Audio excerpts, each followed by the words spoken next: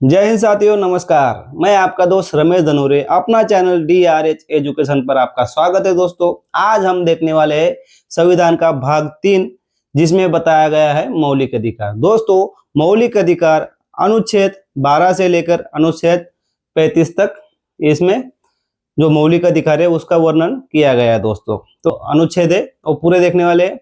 और हमारे जो कुल मौलिक अधिकार है वो कितने हैं?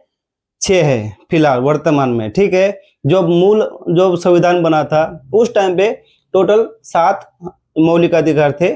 7वें नंबर पे था संपत्ति का अधिकार, तो उसको हटाया गया है और अनुच्छेद 300 ए में उसको रखा गया है। दोस्तों, अभी बात करते हैं एक एक करके कौन से मौलिक अधिकार थे और अनुच्छेद कहाँ से लेके कहाँ तक है। ठीक है, समता या समानता का अधिकार। देखिए, कानून के समक्ष सभी समान रहेंगे, मतलब गरीब हो या कोई विशेष पद वाला आदमी हो, सबके लिए कानून बराबर रहेगा। सबको सजा हो या स्वतंत्रता हो, वो सभी एक जैसी रहेगी। ठीक है, दूसरा स्वतंत्रता का अधिकार। ठीक है दोस्तों, जो स्वतंत्रता है वो किसके लिए है? देखिए, भारत का जो नागरिक है वो पूरे भारत में भ्रमण कर सकता है। पूरे भारत में किसी को ठेच ना पहुंचे इस तरह का कोई भी भाषण दे सकता है, संघ तैयार कर सकता है। ठीक है, और पूरे भारत में कहीं भी रह सकता है। ठीक है, उसको हम डीपली जानेंगे, लेकिन अभी सिर्फ एक बेसिक जान लेते हैं कि हमारे कौन से मौलिक अधिकार है। इसके बाद तुरंत हम शुरू करेंगे डीपली वाला क्लास। ठीक है, तीसरा हमारा जो मौलिक अधिकार है वो कौन सा है दोस्तों? शोषण के विरुद्ध अधिकार, अनुच्छेद 23 से लेके अनुच्छेद 24 तक। ठीक है, शोषण, देखिए जो बाल मजदूर थे, जो 14 साल से कम उम्र थी, उन बच्चों को कहीं भी काम लगा दिया जाता था। वेट बिगाड़ी बहुत ज्यादा होता था। मौलिक अधिकार के तहत क्या किया गया है कि बच्चों को, 14 साल के बच्चों को कहीं भी काम ना लगाया जाए, कोई भी कंपनी में या फैक्ट्री में ऐसा काम ना दिया जाए जिससे उनकी जान को खतरा हो। इसलिए शोषण के बारे में इस अनुच्छेद में बताया गया है, वो हम आगे जानेंगे। तो जो चौथा वाला मौलिक अधिकार है, ये बताता है कि भारत के किसी भी नागरिक को अपने धर्म बचाने का अधिकार है। अपने धर्म को आप हमेशा जप सकते हो। ठीक है, आपको आपके धर्म के विरुद्ध कभी नहीं किया जाएगा। ठीक है, अनुच्छेद 25 से लेके अनुच्छेद 28 तक धार्मिक स्वतंत्रता दिया गया है। तो अगला वाला देखते हैं, 5वां मौलिक अधिकार, सांस्कृतिक और शैक्षणिक। देखिए, जितने भी अल्पसंख्यक लोग हैं तो उनकी अपनी भाषा और अपनी संस्कृति जपने का अधिकार इसमें बताया गया है। मौलिक अधिकार 6 देखते हैं, संवैधानिक उपचारों का अधिकार, अनुच्छेद 32। दोस्तों, ये बहुत ही पावरफुल है, क्योंकि आपके जो मौलिक अधिकार अभी मैंने बताए ऊपर से, मतलब टोटल 6 के 6। ठीक है, तो पूरे मौलिक अधिकार अगर इनका हनन होता है तो आप अनुच्छेद 32 के तहत जो सुप्रीम कोर्ट है उसमें आप अपील कर सकते हो उसके अगेंस्ट में। ठीक है, और जो अनुच्छेद 226 है उसके तहत आप एक उच्च न्यायालय में इसके अपोजिट में अपील कर सकते हो। दोस्तों, 7वां जो मौलिक अधिकार है वो है संपत्ति का अधिकार। दोस्तों, 44वें संशोधन में 1978 में ये इसको मौलिक अधिकार ना मान के इसको कानूनी अधिकार बताया गया है, और ये अभी फिलहाल 300 ए में इसको रखा गया है। ठीक है, और दोस्तों ये जो भाग 3 है इसी को भारत का मैग्ना कार्टा कहा जाता है। ये मोस्ट इंपॉर्टेंट है दोस्तों, बहुत सारे एग्जामों में इसके बारे में क्वेश्चन पूछा गया है। मैंने खुद बहुत एग्जाम दिए है और ये मेरे को बहुत बार आया हुआ क्वेश्चन है। ठीक है, चलिए दोस्तों, भाग 3 के जो 12 से लेकर 35 तक अनुच्छेद है वो सभी के सभी आप एक तरफ से देखते हैं। ठीक है, सबसे पहले जानेंगे हम अनुच्छेद 12। किसी को स्क्रीनशॉट लेना हो तो स्क्रीनशॉट ले सकता है। ठीक है, अनुच्छेद 12 क्या कहता है दोस्तों? राज्य यानी स्टेट की परिभाषा बोलता है दोस्तों। यानी जो हमारा स्टेट मतलब क्या है? पूरा इंडिया आएगा। ठीक है, यहाँ पे स्टेट का मतलब कि कोई यूपी, बिहार, दिल्ली, महाराष्ट्र, इस टाइप का कोई राज्य नहीं कहलाता है। राज्य यानी स्टेट। स्टेट ये जो परिभाषा है ये होती है पूरे भारत की। हम संविधान के अंदर भारत को स्टेट बोलते हैं, ठीक है, राज्य बोलते हैं। तो इस राज्य के अंदर यानी भारत देश के अंदर क्या क्या आएगा, उसके अंदर क्या क्या समावेश है, वो सब ये अनुच्छेद 12 बोलता है, ठीक है। तो देखिए सबसे पहले हम केंद्र से शुरू करते हैं दोस्तों। जो केंद्र है, केंद्र के अंदर मतलब क्या क्या आता है, सही है। सरकार क्या करती है, केंद्र सरकार जो कार्यपालिका है, ठीक है, उसका काम करती है। जो संसद है दोस्तों वो विधायिका है, यानी कि विधि मतलब क्या था दोस्तों, कानून। तो संसद विधायिका मतलब कानून बनाने का काम करती है, ठीक है। तो आगे हम बात करते हैं राज्य के बारे में। तो राज्य सरकार क्या करता है कि कार्यपालिका मतलब राज्य को संभालने का, राज्य के अंदर क्या क्या काम होना चाहिए, क्या क्या नहीं होना चाहिए, सब कार्य कौन करता है, राज्य सरकार करता है। तो राज्य के अंदर जो दोस्तों विधानमंडल आता है वो करता है कानून का काम, ठीक है। विधानमंडल विधायिका बनाती है। तीसरा है दोस्तों स्थानीय प्राधिकरण। अभी स्थानीय प्राधिकरण क्या होता है, देखिए पंचायत, नगर पालिका और जिला बोर्ड, इसके अंदर जितना भी कार्य होता है वो सब स्थानीय प्राधिकरण के अंदर आता है। तो कुछ अन्य प्राधिकारी है, हम उसको भी जान लेंगे। देखिए इसकी परिभाषा क्या है, ये ऐसी संस्था जो सरकार के लिए काम करती हो, जैसे LIC, ONGC है, और बेल हो गया, सेल हो गया, गेल हो गया, जो सरकार के लिए काम करती है ऐसी संस्थाएं वो सभी आ जाती है अनुच्छेद 12 के तहत। आप जानेंगे अनुच्छेद 13 दोस्तों। तो अनुच्छेद जो 13 है वो मौलिक अधिकारों की जो सुरक्षा है, मतलब मौलिक अधिकार को सुरक्षा की गारंटी देता है दोस्तों, ठीक है। लेकिन इसके लिए भी कुछ अपवाद है, तो अपवाद जरूर याद रखना है। किसी भी यानी अभी आप देखोगे जितने भी हमारे मौलिक अधिकार है सभी में किसी ना कुछ अपवाद है, ठीक है। तो अपवाद को जरूर पढ़ना है, उसके साथ साथ जो मेन चीजें है उसको भी पढ़ना है। तो चलिए शुरू करते हैं कि क्या क्या सुरक्षा देता है अनुच्छेद 13। मौलिक अधिकारों का हनन होने वाले कानून को, देखिए जो मौलिक अधिकार है हमारे जो 6 है, उनका अगर हनन होता हो किसी कानून के तहत तो उस कानून को हम शून्य मानते हैं।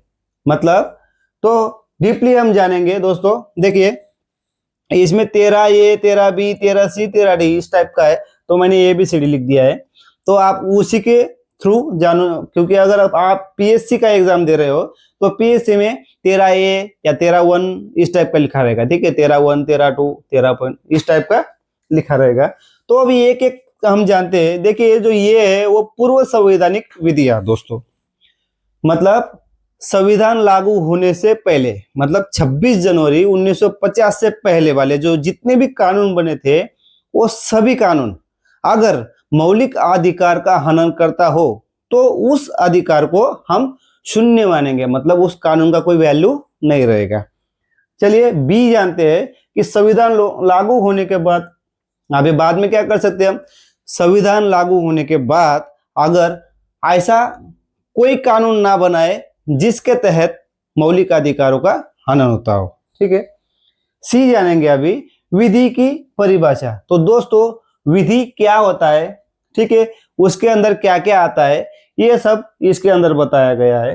तो विधि की परिभाषा जानते हैं, अध्यादेश, ठीक है, आदेश, उपविधि, नियम, विनियम और अधिसूचना, प्रथा या रूढ़ि, ये सब इसके अंदर शामिल होते हैं दोस्तों। अभी D जानेंगे कि संवैधानिक। देखिए दोस्तों ये अपवाद है, ठीक है, क्योंकि अभी तक हमने जो ABC जितना भी जाना वो सब कह रहा है कि हमको मौलिक अधिकार के लिए सुरक्षा होगा, इसका कोई हनन नहीं कर सकता। लेकिन अभी अपवाद जानेंगे, ध्यान से सुनिएगा। संवैधानिक संशोधन 24वें संशोधन द्वारा 1971 में, ठीक है, 1971 में 24वें संशोधन द्वारा अनुच्छेद 368 के तहत संविधान संशोधन पर अनुच्छेद 13 की कोई बात लागू नहीं होगी। मतलब अगर 368 के तहत अगर कोई संविधान संशोधन करता है तो उस टाइम पे अभी तक जितनी भी ये बातें बताई गई ये कोई भी बात का वैल्यू नहीं होगा, यानी कि कानून को जीरो मानना ये वो, ठीक है, ये सब। अभी हम लोग जानेंगे अनुच्छेद 14 से। तो देखिए, अभी हमारे जो मौलिक अधिकार है वो मेन शुरू होता है अनुच्छेद 14 से लेके, ठीक है। 12 और 13 ये उसके अंदर मौलिक अधिकार के अंदर नहीं आते हैं, लेकिन वो भाग 3 में आते हैं। तो वो थोड़ा उसका एक डेफिनेशन में परिभाषा बताता है कि क्या होना चाहिए क्या नहीं होना चाहिए, इसलिए वो भाग 3 के अंदर आते हैं। मेन हमारा जो भाग 3 का जो मौलिक अधिकार है वो चालू होता है 14 से लेकर आगे तक, ठीक है। अब ये तो फिर चलिए अनुच्छेद 14 शुरू करते हैं। तो देखिए दोस्तों, अनुच्छेद 14 जो है वो समानता का अधिकार है, ठीक है, राइट्स ऑफ इक्वेलिटी। देखिए इसके कुछ पॉइंट्स है, एक एक करके सभी पॉइंट देखते हैं। आप उससे पहले अगर स्क्रीनशॉट लेना चाहो तो आप ले सकते हो। पहला पॉइंट देखते हैं, कानून के समक्ष समानता। देखिए दोस्तों, ये ब्रिटिश की अवधारणा थी, मतलब ये ब्रिटिश से लिया गया है। इसके अंदर क्या है कि कानून की नजर में सब बराबर रहेंगे, मतलब गरीब हो या पैसे वाला हो या कोई विशेष पद वाला हो, किसी को भी एक किसी का विशेष अधिकार नहीं रहेगा, ठीक है। दूसरा पॉइंट देखते हैं दोस्तों, कानून का समान संरक्षण, ठीक है। ये लिया गया दोस्तों अमेरिका से, ठीक है, अमेरिका से लिया गया है ये, मतलब अमेरिका जो है उसकी अवधारणा है समान परिस्थिति वाले लोगों के लिए समान व्यवहार रहेगा, ये पॉइंट 2 में बताया गया है। तो तीसरा पॉइंट देखते हैं दोस्तों, यह अनुच्छेद सुनिश्चित करता है कि राज्य किसी व्यक्ति के साथ मनमाना व्यवहार न करे और सभी को न्याय व संरक्षण मिले, ठीक है। अनुच्छेद 14 का हो गया दोस्तों। अभी अनुच्छेद 15 देखते हैं दोस्तों। अनुच्छेद 15 जो है दोस्तों वो भेदभाव के ऊपर है। देखिए आजकल भेदभाव बहुत ज्यादा करते हैं लोग, तो उसी को रोकने के लिए ये वाला अनुच्छेद बनाया गया है, ठीक है। तो भेदभाव किस चीजों पे नहीं होना चाहिए? धर्म हो गया, मूलवंश हो गया, जाति, लिंग और जन्म स्थान, इनके ऊपर निषेध है दोस्तों। मतलब अगर आप इन 5 वस्तु के ऊपर अगर कोई भेदभाव करते हो तो आपको कोई ना कोई कानूनी पनिशमेंट मिल सकती है, ठीक है। इन सब पे निषेध है, इस चीजों के ऊपर आप किसी को भी भेदभाव नहीं कर सकते, ठीक है। तो इसके ऊपर कुछ 6 पॉइंट है, ये डी और ई है और ये एफ है, ठीक है। मतलब इसी में 2 आ जाते हैं, ये सी का एक आता है और एक एस टी का होता है, ठीक है, इसका एक, तो 2 पॉइंट इसी में ऐड हो जाते हैं। सबसे पहले हम ये जानेंगे, पहला पॉइंट 15 ए, ठीक है। इन पांच मतलब क्या है? धर्म, मूलवंश, जाति, लिंग, जन्म स्थान, इन 5 आधार पर भेदभाव नहीं करना चाहिए। बी क्या कहता है दोस्तों? सार्वजनिक स्थान पर भेदभाव नहीं। अब सार्वजनिक स्थान क्या होता है? दुकान, होटल, कुएं और तालाब, मतलब जिसके ऊपर सभी जा सकते हैं, ऐसे स्थानों पे जो पिछड़ा वर्ग है, गरीब लोग है, ठीक है, मागास वर्गीय है, उनके लिए कोई भी भेदभाव नहीं होना चाहिए, ठीक है दोस्तों। अगला पॉइंट देखेंगे कि महिला और बच्चे, उनके लिए विशेष प्रावधान दिया गया है अनुच्छेद 15 के अंदर। देखिए डी देखते हैं दोस्तों, एससी और एसटी, ठीक है, इनके लिए सामाजिक और शैक्षणिक रूप से जो उनकी संस्थाएं होती है, ठीक है, एससी एसटी के लड़के जो बच्चे हैं अपने, उनको पेशेंस एजुकेशन के लिए कुछ संस्थाएं बनाई जाती है, तो उस संस्थाएं को सरकार आरक्षण देगी और बच्चों को भी आरक्षण देगी, ठीक है, शैक्षणिक के लिए। और जो ई है वो देखते हैं हम, आर्थिक रूप से कमजोर वर्ग, मतलब ईडब्ल्यूएस के लिए के जो लोग हैं उनके लिए ये आरक्षण रहेगा। अनुच्छेद 16 देखते हैं दोस्तों।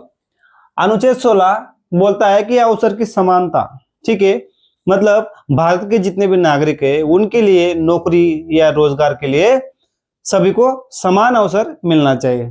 तो उसके कुछ पॉइंट्स है दोस्तों, वो सभी देखते हैं कि सभी व्यक्ति को रोजगार का समान अवसर, मतलब जितने भी लोग हैं, गरीब हो श्रीमंत हो, सभी के लिए समान अवसर मिलना चाहिए। राज्य के पिछड़े वर्गों के लिए पद आरक्षित करने का अधिकार देता है, ठीक है।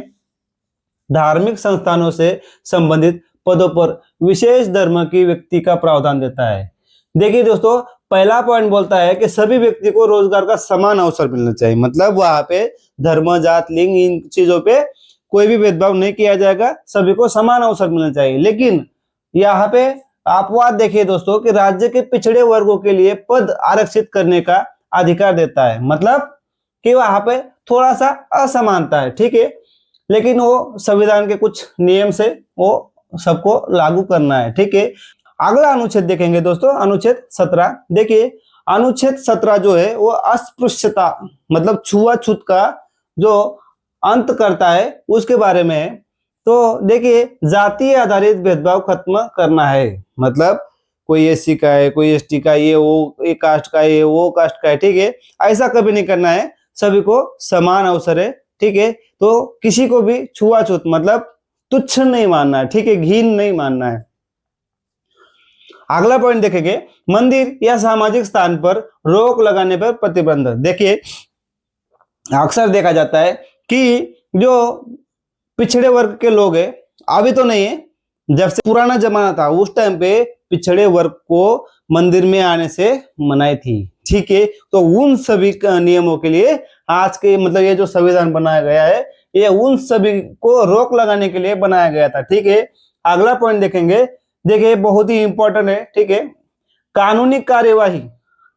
कानूनी कार्यवाही इनकेस आग अगर अस्पृश्यता को खत्म नहीं करते हो और उसकी जो पुरानी चाल थी उसी को चलते रहते हो तो आपको अपराधी के रूप में एक सजा मिलेगी। वो कानून देखते हैं दोस्तों, कानूनी कार्यवाही क्या होती। देखिए संसद ने अस्पृश्यता अधिनियम 1955 पारित किया, जिसे 1976 में बदलकर नागरिक अधिकार संरक्षण अधिनियम 1955 कर दिया है। देखिए दोस्तों बहुत ही इंपॉर्टेंट है, ठीक है। पहले कौन सा था, अस्पृश्यता अधिनियम 1955, ठीक है, लेकिन उसको बदलकर 1976 में उसको कौन सा अधिनियम बनाया दोस्तों, नागरिक अधिकार संरक्षण अधिनियम 1955, ठीक है। ये एक एग्जाम में आ सकता है तो आप इस बात को याद रखें दोस्तों। अभी अगला अनुच्छेद देखेंगे, अनुच्छेद 18। देखिए ये उपाधियों का अंत है। देखिए पहले राय बहादुर, अब बहादुर तो उसका नाम है लेकिन राय क्या दिया गया, उसको उपाधि दी गई, ठीक है, कि जैसे राजा हरिश्चंद्र, ठीक है, तो हरिश्चंद्र तो उसका नाम है लेकिन राजा उसका कार्य की वजह से उसको राजा बोला गया, ठीक है। तो ऐसी बहुत सारी उपाधियां थी। तो वो समान तो जो इंडिया के अंदर जो नागरिक है हमारे उनको एक समानता नहीं देती थी उपाधियों की वजह से। तो उपाधि एक नागरिकों को समान चलने की, समान रहने की आजादी देता है, इसलिए सभी उपाधियों का अंत हो गया है, ठीक है। लेकिन इसमें कुछ पॉइंट्स है वो भी हम देखने वाले हैं।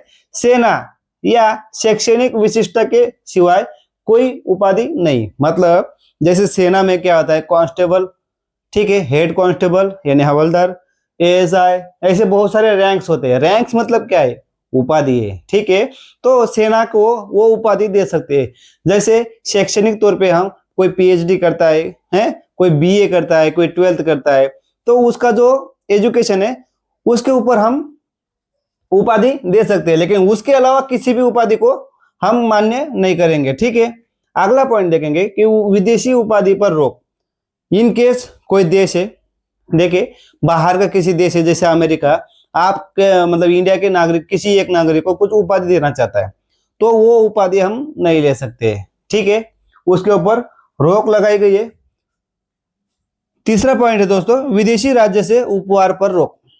देखिए अगर विदेशी कोई भी देश आपको अगर उपहार देता है, ठीक है, आपको अगर उपहार दे रहा है तो आप डायरेक्टली नहीं ले सकते उस उपहार को, लेकिन आपको दूसरा एक रास्ता बताया गया है कि राष्ट्रपति को या राष्ट्रपति को की अनुमति से आप उस उपहार को स्वीकार कर सकते हो, ठीक है दोस्तों। देखिए आज का मतलब अनुच्छेद 18 तक खत्म हो गया। अभी अगला अनुच्छेद हम देखने वाले, वीडियो ज्यादा लंबा होने वाला है, इसलिए मैं इस टॉपिक को आज इधर ही खत्म करता हूँ। जो अनुच्छेद 19 से वो नेक्स्ट वीडियो में हम बनाएंगे, ठीक है दोस्तों। जय हिंद साथियों।